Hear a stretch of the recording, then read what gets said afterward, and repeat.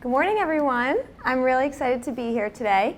So originally I was going to do a talk on freelancing and things I've learned along the way, and as I started making an outline, I realized that all of my points had something to do with people and this amazing community that we're a part of. So instead, I'm going to share 7 tips for creating meaningful connections, relating it back to my own journey, in hopes that it will inspire you to put yourself out there, because whether you're working for yourself or someone else, these tips hold true, and they've certainly helped me get to where I am today. So we're going to jump right into it. So number 1, you can't do it all by yourself. I know a lot of times we think we can, but the truth is having a mentor or someone you can confide in is so beneficial to your personal growth. It's really nice having that person that you can call and ask crazy questions to or seek advice from when you're in a tough situation. When you're looking for a mentor, try and find somebody that inspires you. It might be your boss at the office or somebody you've met out in the community, and ask them if they want to grab coffee. There's people out there that know a lot more than you do, so make sure to take advantage of their valuable advice because it's free. I was lucky enough to meet my friends Kim and Kyle a couple years ago at Seek Conference. We were introduced through a friend. I promise I'm not up here because of them. And we became really close, and they offered their mentorship to me at a time when I was transitioning into trying to go off on my own, and they brought me in on projects and really helped me to show me the ropes. So I'm really thankful for all of their advice. And as you can see, I love sending Kim crazy kerning text messages in the middle of the day, and she gets back to me right away. I can't promise that your mentor will do that, but mine does because she's pretty awesome. So next up is social media is your friend. A lot of people either love or hate social media, but it can be a really beneficial tool for helping your business or your career. You don't have to use every platform, but try and find that one platform that works really well for you. If you're a writer, that might be Twitter or writing blog posts. For me, I prefer more visual platforms like Instagram and Dribbble, where I can share my work and get immediate feedback from the community. I love posting work in progress and just seeing what people think, and it's a really great way to build up my social network, and also it's been a great way to get new clients by people seeing my work. So social media can also be a great way to connect with people in different states and even different countries for that matter. I connected with Brianna Rose, who's a designer in Minneapolis, a few years ago because we were kind of reading each other's blog posts and we connected that way. And she asked me if I wanted to work with her on Be Freelance, which is an online course for freelance designers. And we're about a year into it now and have over 200 students, and it's been such a wonderful collaboration. If you asked me 5 years ago if that ever would have happened through Twitter, I would have told you you're crazy. So it's pretty cool how that came about. So speaking of collaborate, that's our next point. So whether you want to work on a passion project or work on something to build your portfolio, collaborating with someone else is a really great way to do something, get that experience, and create something better than you could have done on your own. I've worked with designers, developers, writers, and photographers inside of the city and out on projects that have ended up being some of my favorite in my portfolio. If there's someone you want to collaborate with, just shoot them an email. People are always looking to get together and make work together, so it doesn't hurt to reach out and see if they're up for it. I met Jack Muldowney, who's a designer here in the city, a few years ago at an event, and we decided to collaborate together because at the time we were both looking to build our portfolios, and we developed this concept project for JP Graziano, which is a local deli here in the city, delicious. And although this project didn't come to life, it was such a great portfolio builder and it got a lot of attention that it's allowed us to work on some real clients together. We're currently working on one right now, so it's been a great collaboration in that process. So next up is embracing your community. So I don't like to call this networking because it sounds scary and like a lot of work, but even if you're timid, it's really important to try and put yourself out there as much as you can and connect with people in the community to find others that have the same interests as you. When I moved to Chicago 5 years ago, I did not know a single person, and I started going to AIGA events, reaching out to designers I admired, and basically saying yes to everything. And 5 years later, I can say I have such an amazing network of friends and other designers that have really helped support me and I've become really close with over the years. So speaking of meeting people, Amy Schwartz, who's here in the city as well, we were brought together earlier this year to organize a freelancing event together. And the event went so well that we decided to continue the sentiment of creating these quarterly get-togethers for creatives, and that's how the Maker Social was born. So we've had 2 socials so far, and it's been really wonderful seeing creatives from all different parts of the community coming together over a casual beer and conversation, and people really like that, that sentiment doing that rather than like this really formal networking. So that's been really fun. Speaking of meeting people, you never know where a connection's going to lead you. I met Mig Reyes a couple years ago, and we became really close, and he invited me to speak at a starter league class that he was teaching. And there I met his friend Joy, who works with Mike Renaud at Pitchfork, and Mike was looking for somebody to work with him on Parse Rum, which is this other brand he works on. And through all of those crazy connections, he found my portfolio, and now I work with him on a really fun local rum brand. So it's great how that one connection led to all of those other things. So next up is, so now that you have connections, it's really important to maintain those relationships. Don't be afraid to send an email, whether it's to inquire about an opportunity, reach out to somebody you just met, organize the next get-together, or reach out to an old client. Opportunities are not just going to fall into your lap. You have to create them for yourself. When I meet someone, I always make sure to send them an email and follow up, say how wonderful it was to meet them, and ask them if they want to grab coffee. It's a great way to continue that relationship beyond just I met them once and I'll probably never see them again, and now they remember my name. So if you work for yourself, client relationships and relationships with other creatives can also be such a great tool for landing new business. Most of the work I do comes from referrals because I really try and take the time to make sure that each and every client or designer I'm working with is satisfied with their experience. These are some really fun whiskey posters I got to make last year for a dry hop brewery event. And this all happened because a designer that I worked with in the past referred me to the marketing director there because he knew I wanted to get more print experience. And I got to have a lot of fun with whiskey and screen printing. So that was a really fun project. Next is being open to opportunities. Whether they're good or bad, you're bound to learn something from them, and you never know where they'll lead you. About 6 months into going off on my own, I was just getting comfortable, and Leo Burnett reached out to me and asked if I wanted to come in and work on a project. And I said yes, because it was the middle of winter, and I really wanted to get out of my pajamas. And 9 months later, I'm still there. I never would have guessed that I'd be back in advertising, but I've made some great connections. I've met some of my best friends. And I've learned so much. It's been such a wonderful experience that I'm so thankful I said yes to that 9 months ago, not knowing where it would lead me. So last, and certainly not least, probably the most important thing is sharing your success and saying thank you. I'm a big believer in helping others achieve their goals because it's not just about my own success, but it's about the success of everyone around me. Right now I have a few friends that are looking to get more involved in freelance work, and I'll bring them in on projects so that they can get that experience they're looking for. Because I was in their shoes not too long ago, and I will always remember the people that took the time to help me, and I want to be that same person for them.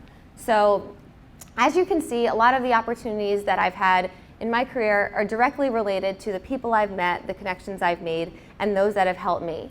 It's really important to reach out to those people that have helped you and say thank you. So thank you to everyone for being here today, and I hope you can take one or all of these tips and apply them to your own careers. Just by being here this morning is such a great start, as Kim said. There's so many talented people in this room, and we make up the community. So make sure to reach out to the person next to you and say hello, because you never know where that connection will lead you. Thank you.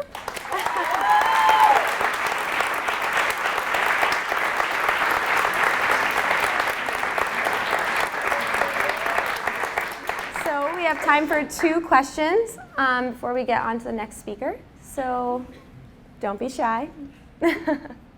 Anyone? Oh, yep, back there. Talk a little bit about Maker Social and what that is. How many people come and what it's like? Yeah, so Amy Schwartz and I, as I said, we were asked to organize an event for a different organization earlier this year. And at the end of it, people really came up to us and said how nice it was to just meet other designers over a beer and not feel all of this pressure of formal networking. And that's why we really wanted to create this event for creatives to come together at different, either at a bar or at an office and just hang out and feel really like there's no pressure, but they can just meet people and hang out. And we've had 2 socials so far. We've had about 75 people at each one, and it's been a really fun experience. So we're always looking. We're right now trying to plan our next one. But it's been really fun. Yep. What was the scariest part about going out on your own? Honestly, the scariest part for me was the financial part of it. I think that it's really scary not knowing where your next paycheck is coming from. But, you know, at a certain point I had to tell myself, if I don't do it now, then I'm never gonna do it. And if I'm always afraid of that one thing, it's always gonna, you know, stop me from going after my opportunity. So I figured, what is the worst thing that can happen? And the worst thing that would happen would be I'd have to find another job. So, you know, if you're afraid, you just kind of think of that worst case scenario. And if it's something you can easily fix, then, you know, it's worth to take the risk. Thank you. Just a great place to get started. Good morning, everybody. So I have two confessions before I start. The first one is, when I was a kid, I was extremely annoying, right? Nobody wanted to see me coming because I was always asking questions everywhere I went. And the funny part about it is the people that I was asking questions were annoyed with me, but I was just as annoyed with them. And the reason was I didn't want a definitive, I wanted a conversation, because that's the best way that you get information out of people. So because I wanted a convo as opposed to a yes or no, I started to ask the questions differently. And I'm gonna share some of that with you. The second confession is, when I found out I was giving this talk, I wrote out a speech and memorized it, and I'm not gonna do that at all today. If I'm talking about conversation, then I wanted to be genuine and have a conversation with you guys about the subject. So I'm gonna kind of go off the cuff, so bear with me a little bit. And yeah, let's get into the conversation. So this is basically a talk about being able to ask the right kind of questions to get what you need. A lot of us work in the creative industry, so let's think of this as clients. So you wanna always start with an open question, right? That's gonna always be your foundation. It's gonna be something that allows for the client to start to give you everything that they want you to have. And I remember talking to my creative partner, and she told me the worst thing that you can do to a designer is take away their grid, because you don't have a way to frame the visuals. So as you guys can see, the grid is coming up here. And it's the same situation when you're talking to a client. You want to be able to ask that open question so that you can take the information they're giving you and start framing it for the way that you need to basically deliver your deliverables. So you start to get that information, you put it into your own frame, and be able to start to have a framework of what it is that you need to do. So there's also a second important thing that asking an open question does. One of the biggest mistakes we make is we ask a lot of individual types of people the same kinds of questions, when we're all different, our brains work differently, and most importantly, we communicate differently. So you want to ask that open question to be able to hear how people are communicating in their own style. The young lady here with the jacket probably communicates in a much different way than the guy with the blue tie. Same thing with the woman with the dreads and the woman on the laptop. So being able to ask different types of questions, open questions, will allow you to be able to get what you need. So the second part of this is we're going to get rid of the typical definition of Q&A, because we're not trying to get question and answer, we're trying to get that conversation, right? So we're going to take away the question and answer, because that's not what we're going for. We're going to redefine that Q&A. So the new definition that we're going to use is quiet and assessment, right? So the first part, that quiet, being able to actively and completely listen to your client when they're talking is going to be extremely important. There's something that we kind of do in the creative industry. We almost are doing SEO in our heads as people are talking, and we're listening for keywords, right? And we usually ask our questions based on those keywords. That will get you an answer, but probably not the information that you're looking for, right? So you want to be quiet, listen completely and actively, and make sure you're taking in everything that the client is telling you. Then we have the assessment. So when you're listening, you want to assess, how is this person communicating with me, right? Are they using whimsical words to get their point across? That person will probably be more so a verbal communicator. Are they speaking in vivid visuals? That's probably more so a visual communicator. Are they focused on a feeling? That's more so an emotional communicator. Being able to pick out how this person is communicating with you is going to be extremely important, because you want to be able to communicate with them in that style, right? So now you know how that person is communicating, you want to start to get to your points, right? And this is going to be important because we all have a job to do. We have something that we need to deliver on, and we have to be able to pull out the information that we need to succeed, right? So listening to that client, listening to what it is that they have to say, you also still need to sometimes pull out that information that you need, right? So let's start to reframe these questions. Instead of asking about messaging, which is something that is the old way of doing things, we're gonna cross that out and we're gonna say, what is the emotional takeaway that you want from this project? It's a subtle thing, but being able to reframe that is gonna be really important. Instead of asking about copy, like a lot of times people do, let's get away from that and ask, where do you want the words to take people? Again, just a small reframing of the conversation is gonna do wonders, right? The last part, look and feel, right? So if you're talking about visuals, you don't wanna say, what is the look and feel? You wanna say, what is the visual communication that you want this deliverable to deliver on, basically? So these are really subtle things, but being able to reframe these questions are gonna do wonders when you're talking to clients, right? So nothing is foolproof. These kind of things work often. These are things that work for me, but there's also things you don't wanna ask, right? So what don't we wanna ask? We don't wanna ask, wait for it, dumbass questions, right? Nobody wants to ask a dumbass question. We've all been in meetings and said, why is this person asking this, right? And it's not a personal thing. A dumbass question is basically a question that doesn't add any substance to the situation, all right? So everything is not about a yes or no.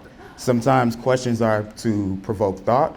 Sometimes it's to create dialogue or redirect the conversation. Those are substantial questions. Those are things that work. So what doesn't work? I know this is off topic, but if it's off topic, you're taking yourself out of the present, and that's gonna derail your conversation. I know this is more so down the road, but leave it down the road. It'll be there when it's actually time to get to it, right? So this is how you want your client to look when you're communicating with them. They're engaged, and basically they're waiting for your next question. It's all about rhythm and flow, right? The best rhythm, the best flow that you can get into, the more that this person is gonna be receptive, because you're basically talking to them in the way that they communicate. That's gonna open them up because they feel confident and comfortable to communicate their ideas because you're talking to them in the way that they speak, right? So 3 things that I want you guys to take away from this. 1 is always start with that open question. That's gonna be your foundation. Secondly, you wanna actively listen and assess how this person is communicating with you. And third, you always wanna make sure that you're pulling out the information that you need to succeed. And unlike the last slide, that is how you ask smart-ass questions. Thank you.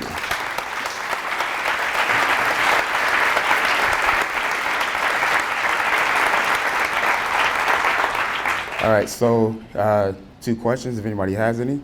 Yes? How do you properly recover from being asked a dumbass question? Reframe it to be a smart question. So that's going to be basically listening to how that person is communicating with you. You can have a brilliant idea and not be able to communicate it properly. So they can ask you a dumbass question. And if you are listening to if they're a verbal communicator, an emotional communicator, or more word-centric, you can kind of reframe that in their style and re-ask them the same thing they're asking you, and they'll be able to get it. Anybody else? Yes. Do you have a trump card open question, or do you like to arrive and be like, oh, I don't know what this guy's going to be, so I'm going to There's no trump card open question. The whole point of the open question is to allow for that blank page, basically, to kind of start filling in that information. So I would say, if I had to just give one, what is your vision for this project? That's so open that people can say basically anything, and you can again start to frame that information to get what you need. Thank you. Could I grab a couple volunteers for the? Great. So I've talked to a few of you about holding quilts. So if you could just congregate a little bit over there so we can do it quickly. There are, so just 2 and 2, and then I'll say, great, bring the quilts out. Don't give it away. Don't give it away. So take those, and then, so 2 and 2, and then just go the furthest to the stage. So just a little quilt parade. And there's, yes, secretly. Okay, great. And then there's one that's a baby quilt that only needs one person. Okay, so hide them. Okay, great. Okay, thanks. The right arrow to get started. All right, great. Okay, I'm gonna use this water too. Hang on. Okay. Yeah, ooh, you're good. Very good. Sneaky. Okay. Should we all be over there? Yes. All right, thank you so much for having me here. It's an honor and a pleasure. Okay, so I travel all over and I teach people how to make quilts, and I lecture about them, and I design quilts and fabric, and I sit next to someone on the plane, and we get to talking about business, possibly, and they always say the same things. They're like, quilts, quilting, and I say, yes, and they say, it's fantastic, my grandmother used to knit. And it's different. It's different. Sometimes if I have energy, I'll correct them, but a lot of times I won't, and just smile. Quilting is a huge business, huge industry in this country. It's a $4 billion a year industry. You can compare it to the other industries there. And there are 21 million quilters in this country as well. These are not the dilettantes. These are people who consistently make patchwork quilts. And there are many, many styles of quilts that we make here and around the world as well. And there are probably a quilter. You may know a quilter. I've met 2 this morning, actually. So we're everywhere. We're everywhere. And so today what I want to talk about, well, quilt interlude. Okay, so thank you. So quickly, the best thing to do when you talk about quilting is to show some quilts, yes. So I made these quilts, I designed them and made them with my hands. Quickly, yes, go, yes. As you look at these, quilts are 3 layers. There's a top, which is the patchwork, and then there's, and then there's the middle part, which is the batting. This is a quilt in process. I haven't quilted it yet. And then there is the back. And when you quilt them together, when you stitch through these 3 layers, it becomes a quilt. So if you guys could come back around and show the back of the quilts. Not everyone puts a strange back or an improv pieced back on their quilts, but I do. Why not? You have to make the back anyway, so why not make something interesting back there? So quilts are an interesting topic for the discussion this morning about time. Everyone asks me, how long does it take to make a quilt? How long do you take, and how much work does it goes into it? How many hours did you spend? And the truth is, it takes much faster. It's much faster than it used to be. We have tools and technology now that help us make quilts very quickly, and they're no less authentic than the quilts that took forever to make way back when. Quilts are no less authentic if they're made with a sewing machine and a rotary cutter, which is a razor blade on a wheel. There's a myth that quilters are very patient. You must be so patient to make a quilt, but we're impatient. We're impatient. We want to make these as quickly as possible so we can make the next one. And if you start to make quilts, your life is over, because it's really, really fun, and you will be addicted to it quickly. And also, time is relevant here with quilting because the history of quilts in this country mirrors our own national history. We've always made quilts in this country, and if you follow the evolution of the quilt, you see the evolution of our nation and the way we behave over time.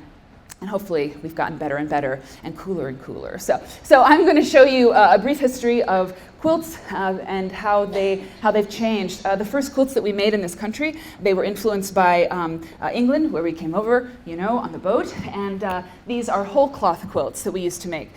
This was a quilt that was one piece of fabric, and it was stitched through, quilted, right, over this printed cloth that came from India. It was called chintz. And this was the kind of quilt that we made before we made the patchwork, which is what you just saw, all those little shapes. And what happened, you may have heard of the Industrial Revolution. When the Industrial Revolution happened, we had an explosion of industry technology. We were able to make cotton fabric in this country in our own backyard, printed cotton cloth, which had never happened before. Towns in New England went from the fabric that was $5 a yard that was imported in a very short amount of time was 5 cents a yard. So we had this in our backyard and we were able to innovate. There's a myth that quilts are made because of scarcity. You patch this together and you patch that together. In fact, it's the opposite, abundance. Abundance is how we get quilts like this. Patchwork was created because there was excess fabric in this country. You could buy a dress length of cloth, make a dress or two out of it, and then you had fabric left over. This is a scrap quilt. And so the genius designers of the 19th century, the women, mostly women, were designing these blocks. This is a quilt block. I mean, it's ours, okay? There's men, a few men, but it's ours, ladies. Okay, so these are quilt blocks. These are patchwork units that work together to form the whole. These are many different patchwork units. And these quilts, I mean, 1840 to 1910, this is when they were made. This is the kind of graphic explosion and the genius of the one quilt block working together to make many. It was sort of a reflection of where our country was at the time, one person working with many, one quilt block working with many others to create this sort of visual feast. Go look at antique quilts. You will be inspired in a way you've never been inspired before, frankly. And so, the quilts that were made way back when were not valued. People collected the quilts like the chintz quilts and the fussy, stuffy quilts that the very rich white aristocracy made in all their leisure time while we were like churning butter. So they weren't valued for a long time. Not until the late 20th century, in the 70s, did people say, these aren't just workaday objects, they're not just something for the bed. In fact, they are feats of graphic design.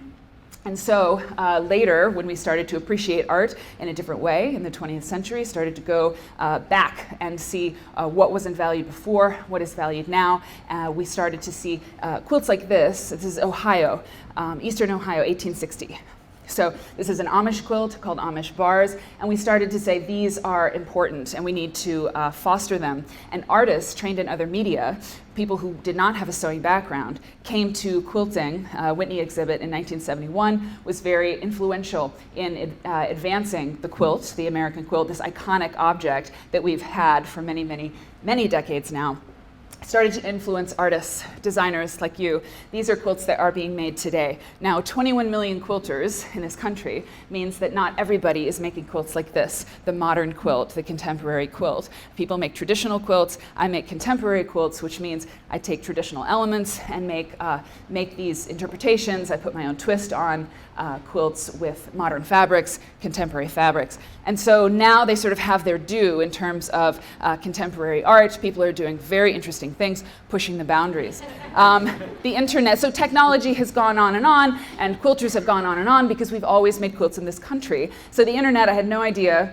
Keyboard cat is the only image I think serves the concept of the internet. So that's keyboard cat. But what will the internet do to us? What will it do to this country? How will it advance us? We're seeing it now. We'll continue to be influenced by it, and so will quilters. We have sewing machines with laser beams in them. Not kidding. We really do, and we use the internet as well, sharing pictures, and it's disseminating information like the internet does for everyone. We will always make quilts. They're not going anywhere, because as long as we are made of flesh and blood, we will need handmade objects. You can't wrap a baby in an iPad. You just can't. And so we need these things. We need to warm people who are just born. We need to give something meaningful to a newlywed couple. Can you imagine giving an iPad to someone who just had a baby? It's ridiculous. So don't do that. And if you make a quilt and you give it at the baby shower, you win. You win, you win, you win. So I can teach you how to make a quilt. There's all kinds of resources online, and I recommend it. It's a very thrilling process. And at the end, you have a quilt, right? That'll last forever. So thanks.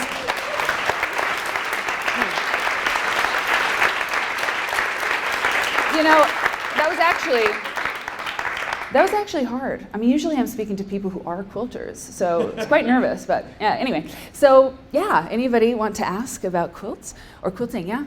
Can you just talk a little bit about the use of quilting in storytelling? Sure. The use of quilting in storytelling, I mean, in a way, we've seen that today. People use, old old fabrics from their grandmother, or shirts or something from their father, ties and things, to sort of immortalize things from their life. I have to tell you, if you're a beginner, do not start with that project. So many people do. It's terrible to sew ties together. It's horrible, and it's so heavy. My God, it's like, ugh, if you try to lie under it, it's awful. And cotton broadcloth, it's terrible. And cotton broadcloth is what we use to make quilts. I highly recommend that you do that. But the thing is, because it needles well and it goes together and it's warm and soft, don't sew grandmother's doilies together.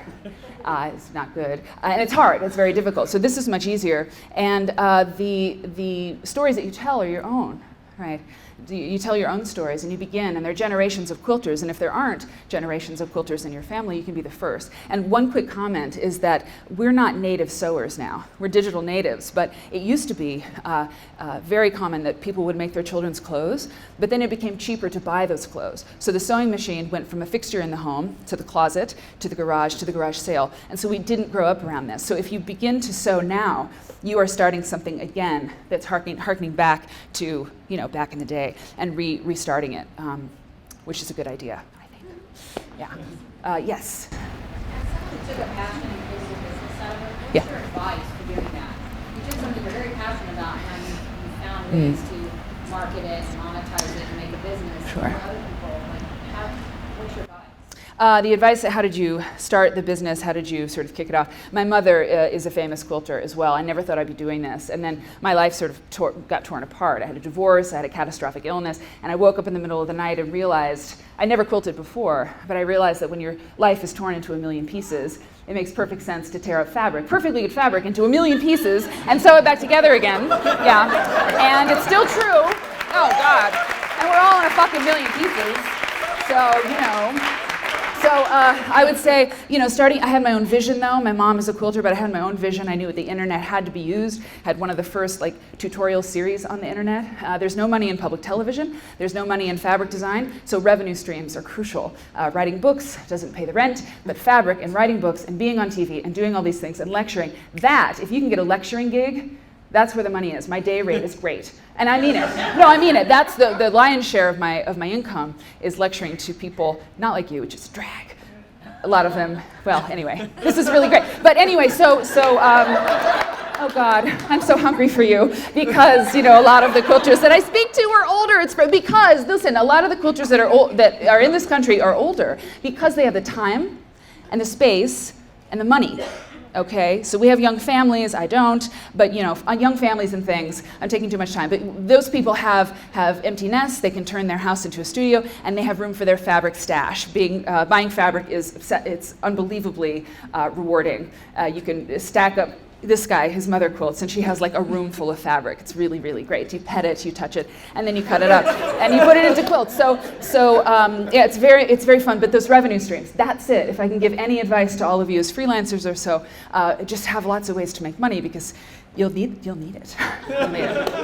Thank you so much. Sorry. Thanks, Dan. Thanks.